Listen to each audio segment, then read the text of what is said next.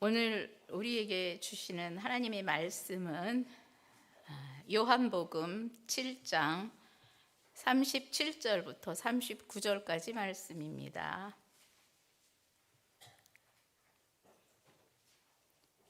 요한복음 7장 37절부터 39절 말씀, 신약성경 156쪽에 기록되어 있습니다. 명절 끝날 곧 큰 날에 예수께서 서서 외쳐 이르시되 누구든지 목마르거든 내게로 와서 마시라.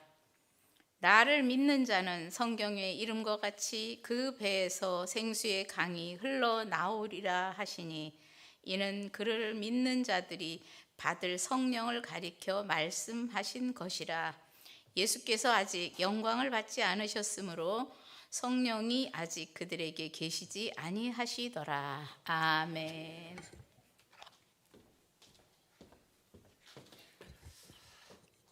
감사합니다. 최근 우리 서점가에 보면 그 베스트셀러 중에 김호연 씨가 쓴 책이 한 권이 눈에 띕니다. 불편한 편의점이라고 하는 제목이에요.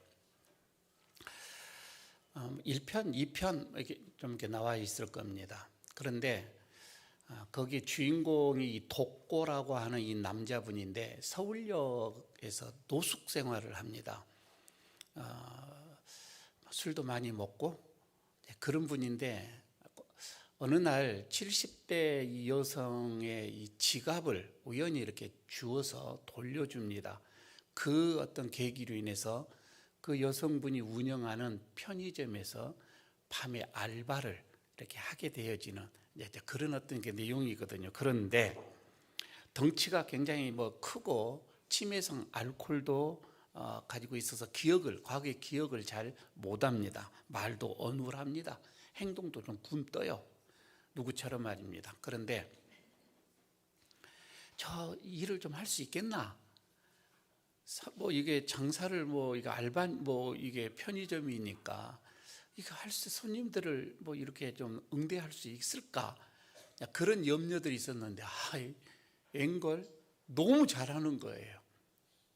그러면서 묘하게 사람들을 좀 끄집는 이끄는 어떤 그런 매력이 거기에 있는 거예요. 그러면서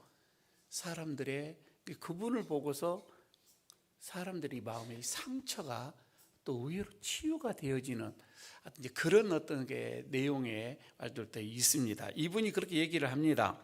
강은 흘러야 하고 사람은 소통해야 한다.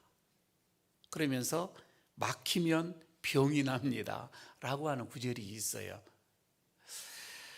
이 소설이 수많은 현대인들의 가슴을 울리는 것, 마음을 이게 적시는 그 이유가 뭐냐면 오늘날에는 여러분 우리 너무나 많은 것을 가지고 있어요. 쌓이고 있어요. 많이 배우고 그러면서 나에게는 너무 많이 있는데 정작 다른 사람에게는 이것을 흘러보내지 못하고 있습니다.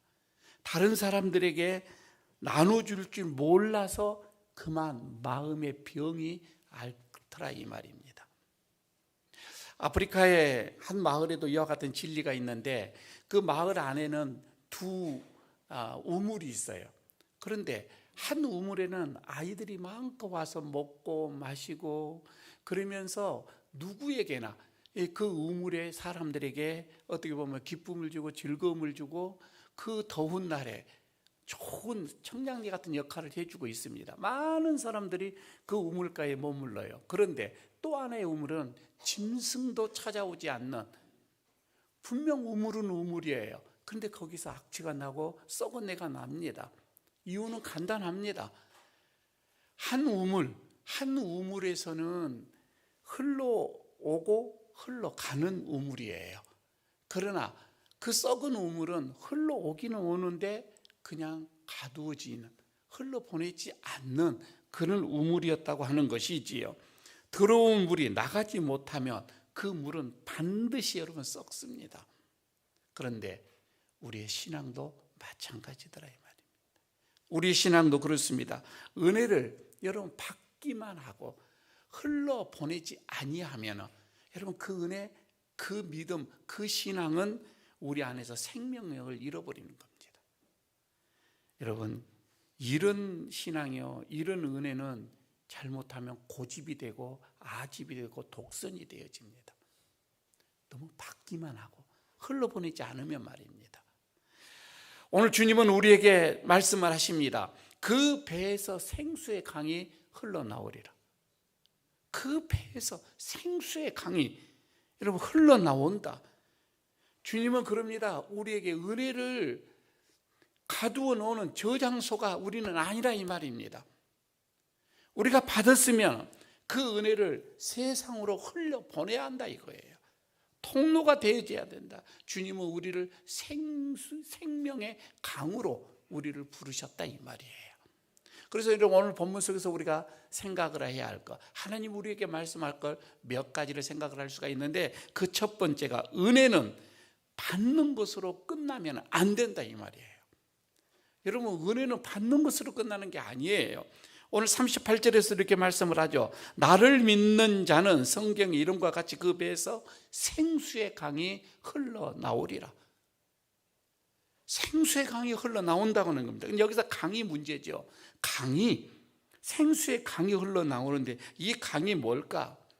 포타모아라고 하는 이런 게 헬라어인데, 여러분 이 포타모아라고 하는 게 이 단어가 무슨 뜻이냐면 단지 이 강이 잔잔하게 뭐 흐르는다든지 잔잔하게 어떻게 고요하게 흐르는 그런 강을 말하는 것이 아니에요.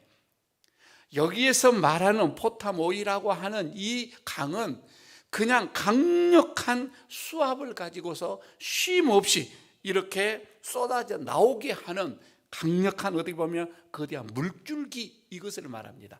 조용히 흐르는 것이 아니라 그냥 강력한 수압에 의해서 계속 쏟아 나오는 것.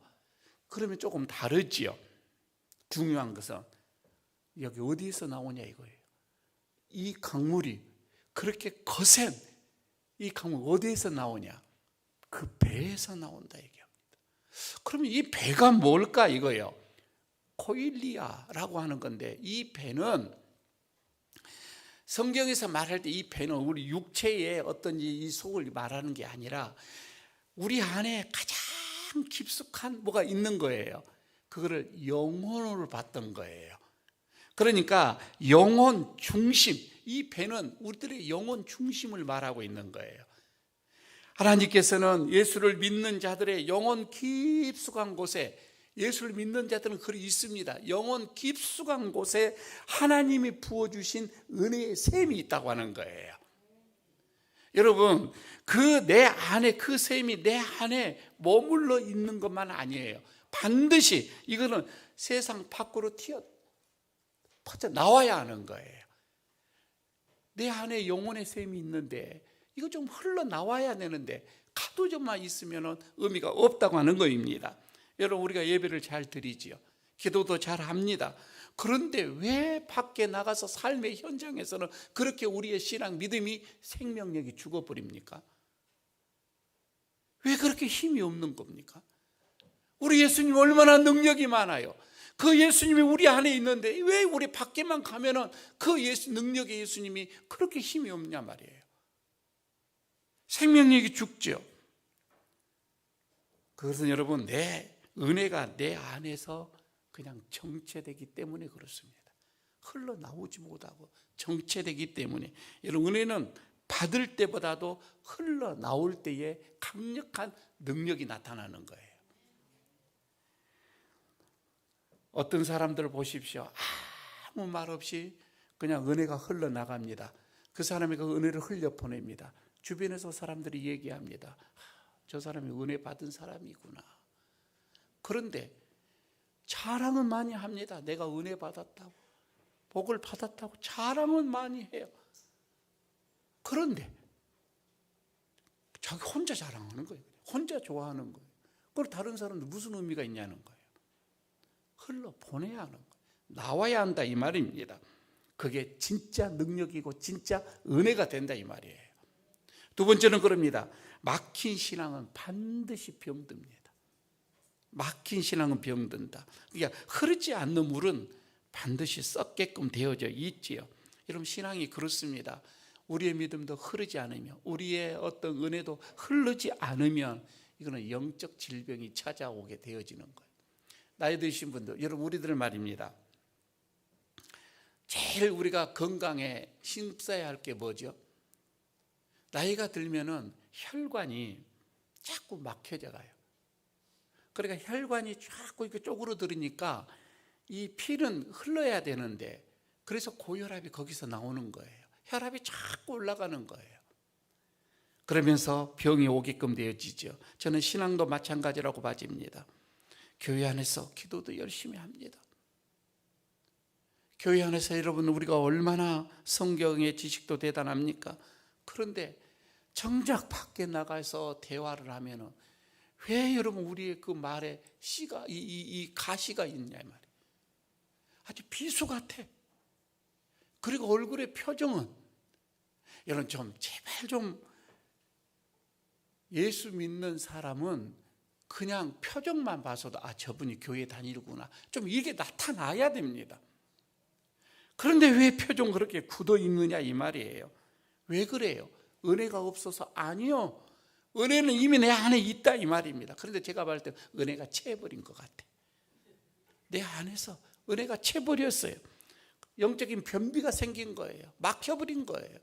흘러버리지 못한 거예요. 계속 먹기만 하니까 배출은 안 되니까 속은 더부룩하지요. 목사님, 왜 저는 이렇게 신앙생활하는데 기쁨이 없을까요? 간단합니다. 여러분, 전도지 한 장 들고요, 시장에 가서 콩나물 파는 할머니 손 한번 잡아주고 여러분 한번 해보세요. 기쁨 생깁니다. 여러분, 은혜는요 쏟아내야 시원한 거예요. 왜? 그냥 가두만 있으니까 그게 힘든 거예요. 오늘 이 시간 여러분의 막힌 영적인 좀 혈관이 뻥 뚫려버리는 시간 되시길 바랍니다. 오늘 나가서 한번 흘려보시길 바랍니다. 그래서 하나님은 세 번째, 우리에게 이 통로, 축복의 통로를 찾고 있는 거예요. 창세기 12장이죠. 하나님이 아브라함을 부르십니다. 그리고 뭐라고 합니까? 너는 복이 될지니라.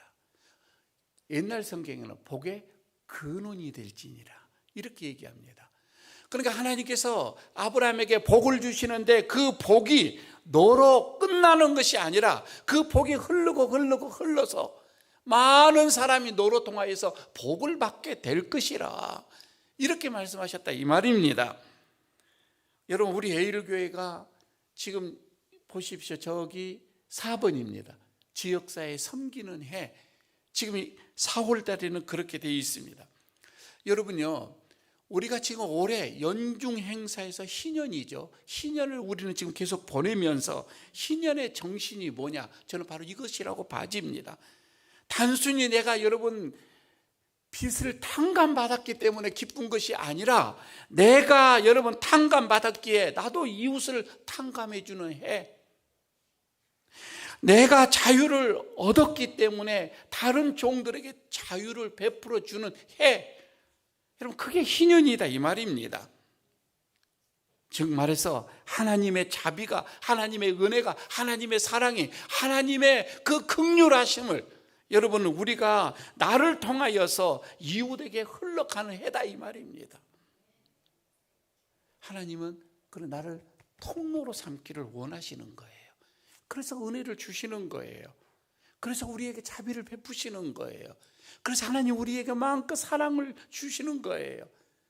그 사랑을 잘 베풀고 은혜도 베풀고 자비도 베풀고, 여러분 이렇게 통로가 되어진다면 여러분 이거는 바로 하나님이 원하시는 자예요.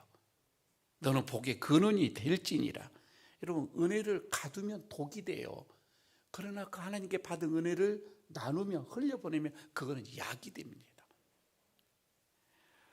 하나님은 오늘도 우리에게 묻습니다. 내가 너희에게 부어준 그 은혜, 내가 너희에게 부어줬던 그 은혜, 누가 저 메마른 세상을 향하여서 흘려보낼 것인가? 누가 보낼 거냐?